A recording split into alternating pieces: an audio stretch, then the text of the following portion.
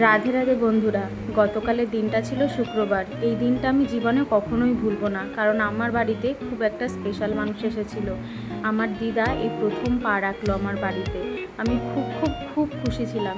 যেহেতু আমার মাকে আমার বাড়িতে আনার আগেই হারিয়ে ফেলেছি, তাই দিদাকে এনে মনে হচ্ছিল যেন আমার মাকেই নিয়ে এসেছি আমার বাড়িতে। তো দিদা যেহেতু ডিম মাংস কিছু খায় না, একটু মাছটাই ভালো খায়, তাই দিদার জন্য কিছু আয়োজন করেছিলাম। ডাল করেছিলাম, বেগুনি করেছিলাম, মাছের ঝোল, চিংড়ি মাছ দিয়ে কচুরলতি, যে কটা আইটেম করেছিলাম সবই দিদার পছন্দ ছিল, ডালটা একটু অপছন্দের ছিল। তারপরে একটা অর্ডার চলে আসলো খাওয়া দাওয়ার পরে। নতুন ফোন কিনেছি আর হেডফোন থাকবে না এরকম হয়, তাই তোমাদের দাদা অর্ডার দিয়ে দিয়েছিল। আর দই মিষ্টিও নিয়ে চলে এসেছে ও। যেহেতু খাওয়ার পর সবাই খেতে চায় না দই মিষ্টি, তাই বিকেল দিকে সবাইকে টক মিষ্টি দই আর কালাকাঁদ সার্ভ করেছিলাম। কালাকাঁদটা আমার দিদি এনেছিল।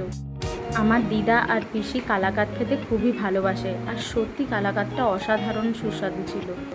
তারপর একে একে পিয়াদিকে আর পিসিকেও দিয়ে দিলাম। পিসিও আমার বাড়িতেই প্রথমেই আসলো, আর দিদা তার নাচ জামাইকে দই মিষ্টি খাইয়ে দিচ্ছে কত ভালোবেসে। দেখে মনে হচ্ছিল যদি সময়টা এখানেই দাঁড়িয়ে থাকতো কত ভালো হতো।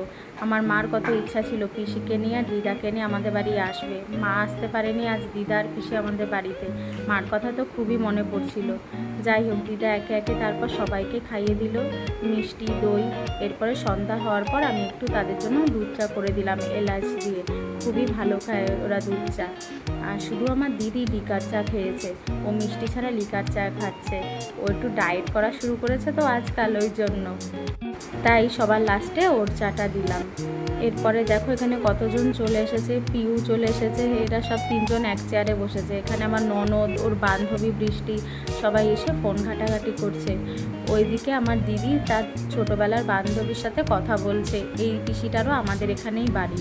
আর এখন সময় হয়ে এসেছে সবার চলে যাওয়ার। মনটা খুব খারাপ লাগছিল, কীভাবে যে দুপুর থেকে সন্ধ্যাটা কেটে গেল চোখের নিমেষে বুঝতেই পারলাম না। খুব ভালো লাগলো। তোমরা সবাই আমার দিদার জন্য অনেক প্রার্থনা করো যেন সে ভালো থাকে, সুস্থ থাকে। টাটা।